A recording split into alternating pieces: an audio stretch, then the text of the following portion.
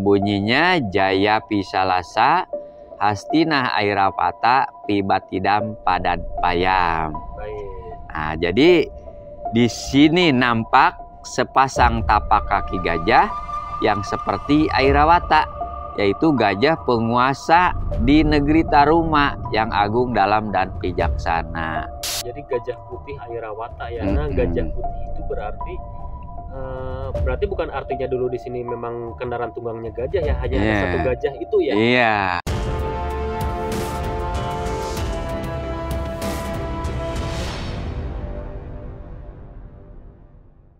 Jadi kita memang datang ke suatu tempat itu memang harus menghargai, bukan untuk memuja, melainkan merawat. Nggak memulai cek bahasa Sunda anak itu. Jadi harus melestarikan. Nah itu teman-teman, jadi betul ya Kak, apa kata Abah yang pertama tadi sebutkan, apa namanya, bila mana kita datang kemanapun teman-teman, ke tempat apapun, adab dan etika itu mohon itu diutamakan, karena ini kalau nggak salah dengar ya Abah, karena adab itu katanya bisa menaikkan ilmu teman-teman. Betul. Jadi kita utamakan dulu adab, kita apalagi ke pribumi, ke yang jaganya kita sowan dulu, lalu salam dulu, ke yang rawatnya dulu, karena ibaratnya kita mau masuk ke sebuah rumah nih teman-teman. Kalau kita nyelonong aja mah yang punya rumah ngambek nggak kira-kira? Nah, mungkin ya Pak ya. Memang di tempat ini pun kalau orang yang memang bisa merasakan tentang energi-energi yang ada di sini, memang saya pun sebagai juru kunci bisa merasakan, terutama ini memang energinya positif. Positif ya. Iya.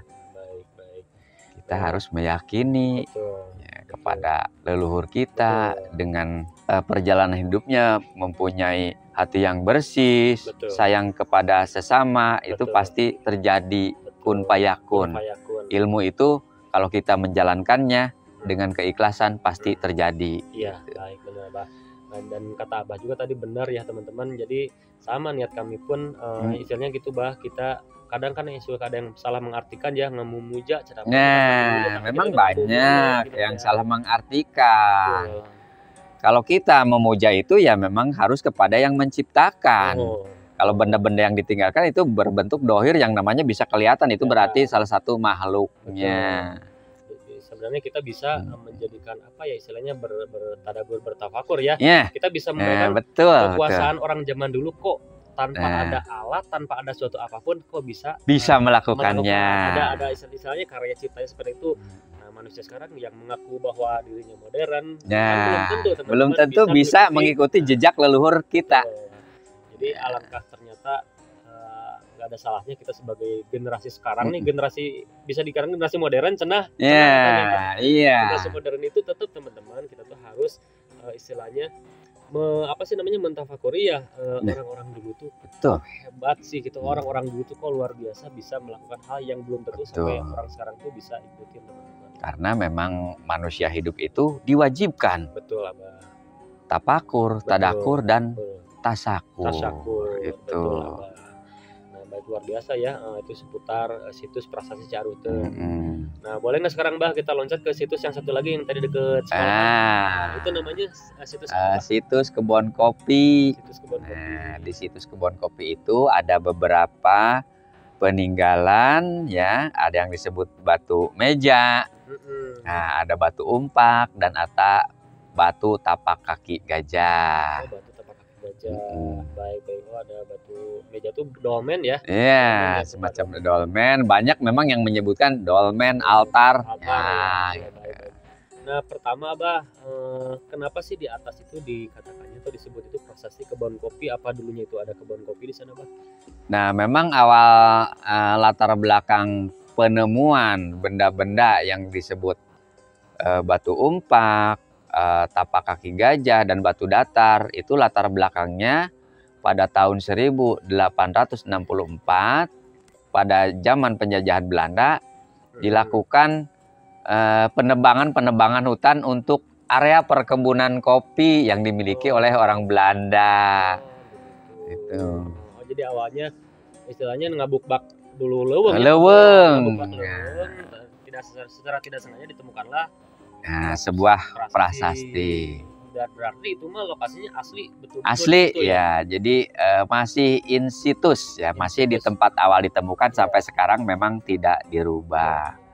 In situ ya. Kalau ini ex situ berarti ya. Ex situ sudah pemindahan. Kalau di atas ada tulisan-tulisannya juga? Ada. Oh, iya. Jadi salah satu benda yang disebut kebun kopi itu tapak kaki gajah itu sejaman dengan Prasasti Ciaruten atau tapak kaki Purnawarman. Sejarah Tarumanegara itu Purnawarman punya 7 prasasti. Oh, 7 prasasti. Berarti 4 di sini. 3 di sini. Dan 4 lagi? Yang 1 di Museum Nasional. Baik. Yang ke-5 di Kecamatan Jonggol. Di Jonggol. Yang ke-6 di Kecamatan Nanggung, yang dekat pertambangan emas. Iya, baik. Yang ke-7 di Provinsi Banten. Oh, di Banten. Iya. Baik. Nah, untuk yang di kebun kopi, Bah, punten ada dari tulisan itu ada artinya nggak atau apa, Bah? Ada. Semua memang sudah diartikan mengenai tentang tulisan-tulisan pada prasasti-prasasti yang ditemukan di wilayah Jawa Barat. Nah, prasasti tapak gajah itu ada 1 buah tulisan. Baik. Bunyinya Jaya Pisalasa Hastinah Airapata Pibatidam Padan Payam. Baik. Nah, jadi di sini nampak sepasang tapak kaki gajah yang seperti Airawata, yaitu gajah penguasa di negeri Taruma yang agung, dalam dan bijaksana. Nah, jadi menceritakan tentang keagungan dan kejayaan Sang Raja Purnawarman mengendarakan gajah putih yang bernama Airawata. Oh, jadi gajah putih Airawata ya. Nah, gajah putih itu berarti bukan artinya dulu di sini memang kendaraan tunggangnya gajah ya, hanya ada 1 gajah itu ya. Kendaraan raja ya. Gajah putih, karena kan kalau dilihat dari ini ini bukan wilayah istilahnya habitat gajah ya dulu. Bukan ya, Bang? Bukan. Nah, berarti teman-teman itu bisa dikatakan gajahnya tuh mungkin didatangkan di negara mana itu pun tidak tahu. Yang jelas memang menurut mitologi Hindu, gajah yang dimiliki atau sebagai kendaraannya Sang Raja Purnawarman sama seperti tunggangan Batara Indra, yaitu sebagai dewa perang. Ya. Iya. Saya pikir itu telapak kaki gajah itu adalah gajah-gajah hewan lokal di sini, tapi kan kalau ngelihat dari habitat, ini tuh bukan lingkungan habitat gajah ya. Namanya dataran Sunda ya. Dataran Sunda. Terlalu banyak gajah ya. Nah, kalau ini Pak namanya apa? Kalau Ciaruten sendiri nih Pak, kita balik lagi Ciaruten atau Sungai Ciaruten itu ada arti namanya nggak sih Pak, Ciaruten? Nah, Ciaruten menurut orang-orang Sunda itu punya arti caritakeun, siarkan. Siarkan. Jadi caritakeun naon wae nu aya di dieu, apa saja yang berada di sini dan sejarahnya seperti apa gitu. Nah, teman-teman, ini mah berarti kalau bahasa Eropanya mah mobok manggih gorowong, tutup manggih botol. Kita lagi nyari sejarah ke sini. Alhamdulillah di sini amanat dari sepuhnya itu untuk menciarkan. Jadi mobok manggih gorowong, tutup manggih botol, klop sama abagan ini. Nah, jadi sebelum diceritakan sama orang-orang Sunda, memang pada zaman kerajaan Tarumanegara pun sudah berhubungan dengan masa dinasti Soi tahun 420. Ini dikenal dengan nama Kolotan atau Tolomo yang berhubungan dengan Ci, yaitu Sungai Ciaruten gitu. Iya, benar. Nah, Abah, apakah Sungai Ciaruten ini merupakan sungai yang dulu disebutkan dalam cerita Tarumanegara Sungai Candrabaga, Bah? Bukan. Jadi wilayah Sang Purnawarman itu atau Raja Taruma itu memang bukan hanya tinggal di suatu wilayah, melainkan melakukan perjalanan. Nah, yang disebut Sungai Candrabaga itu yang sekarang menjadi kawasan Kota Bekasi, yang menceritakan peristiwa irigasi penggalian sungai. Iya. Jadi sungainya justru ada di daerah Bekasi ya. Iya. Cakupan wilayahnya. Tatar Sunda. Baik, Abah. Jadi saya pernah baca sih, karena Raja Purnawarman ini atau Kerajaan Tarumanegara ini terkenal dengan hasil karyanya itu sebuah irigasi yang sangat besar. Betul. Kalau nggak salah 12 km ya, Bah ya? Iya, kalau dihitung tumbak, kalau tidak salah 1212 tumbak. Mungkin kalau dihitung meter itu sekitar beberapa kilometer. Baik, luar biasa ya. Jadi memang Raja Purnawarman ini terkenal Iya. akan kegagahannya, kedigdayaannya. Kedikjayaannya memang sudah mencapai keemasan Tarumanegara itu. Baik, Abah. Makanya di setiap benda itu yang diagungkan nama Purnawarman. Dan waktu penggalian sungai itu para ahli sejarah mencatat selesai cuma dalam waktu 21 hari yang panjangnya sungai yang tadi sudah disebutkan. Oh, 21 hari ya. Iya. Berarti bisa dikatakan legenda si sungai di Bekasi ini itu bukan terbentuk secara alami tapi dibuat oleh luar biasa teman-teman, dibuat sepanjang kurang lebih ya kalau dikilometerkan sekitar 12 km. Nah terus Abah di daerah sini ada nggak kan biasanya kalau sebuah tempat keramat atau peninggalan biasanya suka ada cai kahuripan ya, ada nggak di sini Bang? Ada. Jadi cerita masyarakat atau orang tua saya dulu ya memang asli orang sini, nenek moyang orang sini. Memang ada yang disebut air kahuripan atau cai kahirupan lah cek bahasa Sunda namanya, kata orang Sundanya mah. Jadi manusia itu hidup memang tidak lepas yang namanya air.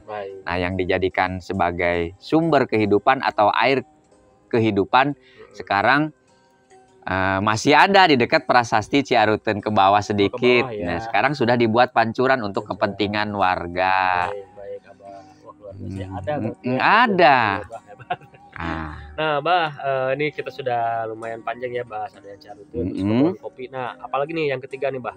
Nah, yang ketiga yang disebut Batu Dakon. Batu Dakon itu bahasa Jawa. Nah, orang Sunda menyebutnya batu congklak. Nah, di sana ada juga temuan yang dulu memang dilakukan penelitian oleh para ahli arkeolog, termasuk arkeolog dari Belanda, dari Amerika. Nah, yang sekarang sudah ditetapkan menjadi benda cagar budaya. Nah, di yang disebut situs Batu Dakon itu ada beberapa buah benda. Memang bentuknya seperti makom, patilasan. Nah, jadi kisah perjalanannya dengan penandaan benda tersebut pada awal kehidupan manusia yang disebut Batu Dakon itu dijadikan sebagai tempat penghitung waktu, kalender. Kalender. Nah, jadi untuk menentukan masa tanam, masa panen. Cuma tidak terputus sampai di situ saja. Tempat tersebut kemudian sampai dipakai untuk tempat-tempat upacara keagamaan. Oh iya. Nah, dan letaknya Batu Dakon itu di mana, Pak? Tidak jauh dari sini, kurang lebih 150 meter posisinya di pinggir jalan dan sudah dibuatkan pengaman juga atau cungkup bangunan untuk melindungi benda tersebut. Berarti nanti kalau arah pulang bisa. Ya, kalau dari arah Prasasti Ciaruteun keluar belok kanan. Kalau ke Prasasti Kebon Kopi belok kiri. Oh, jadi Kebon Kopi kiri ya SD. Iya. Mau ke Batu Dakon ke bawah ke kanan, ke kanan. Dekat masjid posisinya. Masjid di depan. Nah, terus yang titik keempat nih apa namanya, Pak? Nah, titik keempat disebut dengan situs Muara Cianten. Muara itu pertemuan sungai. Betul. Ya, antara Cianten dengan Cisadane. Di situ ditandai sebuah prasasti. Ya, yang berbentuk huruf ikal. Nah, jadi prasasti tersebut sebagai penanda bahwa kampung ini selain dijadikan pusat pemerintahan pada masa kerajaan Tarumanegara, di sini pun memang adanya sebuah persinggahan atau pelabuhan besar pada saat itu, yaitu titiknya yang sekarang disebut Muara Cianten. Oh, baik. Ya memang teman-teman, saya juga pernah baca di artikel ya, katanya dulu di masa kan Pajajaran itu setelah Tarumanegara ya. 1000 tahun setelah Tarumanegara. Di era Pajajaran itu. Iya, di era Pajajaran. Di wilayah kerajaannya itu banyak sungai-sungai. Di era Pajajaran itu yang merupakan sungai purba itu Ciliwung yang membelah kota. Betul. Ciliwung, terus ada Cisadane juga ya. Dan konon menurut sejarah kalau di era Pajajaran katanya Banten itu mau nembus ke Pajajaran itu butuh waktu 40 tahun karena adanya aliran sungai Ciliwung. Iya, itu kan sebagai pengaman juga. Nah, berarti aliran-aliran sungai pada masa kerajaan Pajajaran itu adalah sebelum itu memang sudah ada dari Tarumanegara juga. Iya, betul. Karena tidak mungkin ada sebuah muara. Bayangkan teman-teman, sebuah sungai dijadikan sebuah muara berlalu lalang kapal, berarti kan sebesar apa itu? Besar dulu Besar. memang. Kalau kita lihat kondisi bekas-bekas aliran sungai masa lalu. Baik, Abah. Berarti di sini 4 ya, Bah. Nah, Iya. itu kok 4 itu yang merawat Abah sendiri? Nah, memang yang bertanggung jawab ya saya sendiri, kemudian dan juga dibantu sama anak, Ya, baik. sama istri Iya, untuk iya. merawat lingkungan kebersihan. Baik, Abah. Jadi kalau petugas ya bisa ada 4 orang di sini yang membantu saya dan dijadikan sebagai juru kunci. Ya. Ya. Baik, Abah. Nah, Abah orang tua Abah kan dulu yang merawat ini ya. Boleh kami tahu nama sepuh Abah? Nama orang tua saya Bapak Anin. Bapak Anin ya, sudah tidak ada ya.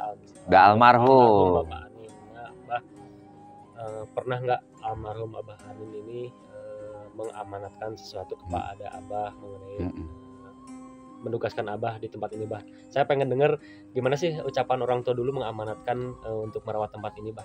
Nah, jadi memang orang tua saya mengamanatkan dengan mengucapkan dengan bahasa Sunda ya. Nah, boleh silakan. Ya, kalau diartikan dengan bahasa kita, tolong dijaga, dirawat, dipusti-pusti, ngan ulah dipigusti. Ieu teh warisan ditinggal nenek moyang orang. Kudu dijaga supaya generasi ke depan itu tahu akan kebesaran bangsa orang, harus disebut Sunda. Gitu. Betul. Jadi insya Allah memang kalau kita memperhatikan, merawat situs-situs yang memang merupakan jejak leluhur nenek moyang kita akan tahu dengan yang namanya silsilah. Betul. Nah, barang siapa orang yang sudah mengenal silsilah atau jati diri manusia itu, kita otomatis mengenal dengan Tuhannya. Betul. Luar biasa. Nah, itu. Betul teman-teman ya. Jadi benda teh ulah dipigusti, dipusti-pusti, ulah dipigusti. Artinya dirawat. Karena gitu. Ya kalau bukan kita yang ngerawat ya siapa lagi? Karena gitu. angka berharganya benar. Iya. Sejarah itu jangan sampai hilang, jangan sampai rusak ditelan masa ya, terutama jangan sampai hilang deh. Karena walaupun di era modern sekarang, walaupun tidak semua orang menyukai sejarah, tapi akan ada 1-2 orang yang mulai Yosua sejarah, jujur galur mapai laratan. Karena kebesaran suatu bangsa bukan dilihat dari militer, dilihat dari sejarah dan budaya bangsanya itu sendiri. Betul. Kita harus ingat dengan kata-kata Bung Karno. Betul. Jangan sampai sesekali melupakan sejarah. Jas merah ya. Jas merah. Betul. Karena bangsa yang besar adalah bangsa yang menghargai sejarah bangsanya. Luar biasa. Nah, itu teman-teman, alhamdulillah luar biasa ya dengan kita silaturahmi ke Abah ke Prasasti Caruten ini. Selain kita menambah keberkahan ya, karena kan silaturahmi itu membanyakan umur, menambah rezeki. Betul. Kita bisa kenalan sama Abah yang luar biasa, sudah menyempatkan untuk sharing dengan kita. Mungkin itu saja ya, Dra, cukup. Itu saja ya, Abah. Sekali lagi kami mengucapkan terima kasih, hatur nuhun pisan. Sami-sami. Teman-teman di rumah, tak lupa kita doakan Abah, semoga Abah dipanjangkan umurnya, amin, dimudahkan rezekinya, amin. agar Abah bisa terus istiqomah merawat dan menjaga situs-situs yang ada di tempat ini. Itu pentingnya, harus istiqomah. Baik Abah, mungkin itu saja. Kami mohon doanya, mudah-mudahan perjalanan kami ke tempat-tempat berikutnya bisa lancar juga, Bah.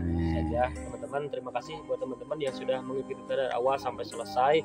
Tak lupa bagi teman-teman yang belum melakukan subscribe, silahkan tekan dulu tombol subscribe-nya, jangan lupa nyalakan tombol loncengnya. Dan bagi teman-teman yang mempunyai pertanyaan atau pengetahuan seputar tempat bersejarah yang bisa kami kunjungi, tulis di kolom komentar. Iya. Bagi teman-teman, saya Ferdi, di samping saya Abah Gandhi, di belakang ada Indra. Ikuti terus kerja kami di sebuah perjalanan menuju legenda misteri dan sejarah Lemira. Ya. Abah, kedua Abah. Sami-sami. Sampurasun.